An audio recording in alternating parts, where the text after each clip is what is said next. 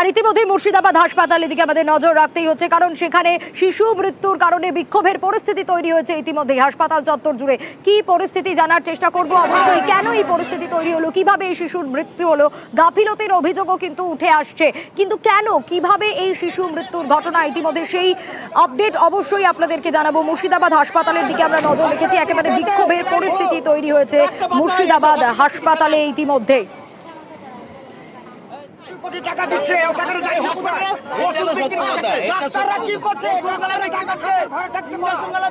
মুর্শিদাবাদ হাসপাতালে বিক্ষোভের পরিস্থিতি তৈরি হয়েছে ইতিমধ্যেই।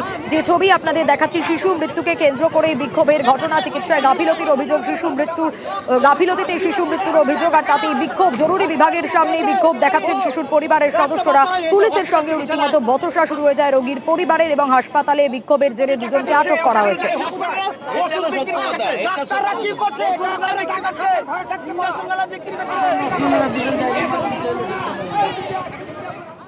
শিশুটা 4টের সময় ভর্তি হয়, 4টের সময় ভর্তি হওয়ার পরে যে ওকে ডাক্তার যে পরিষেবাটা দেবে সেটা কোনো লোক নেই। অবশ্যই একদম 100% গ্যারান্টি, গাফিলতি অবশ্যই আছে। চিকিৎসা অভাবে মারা গেল, এটা তো সবাই বলবে।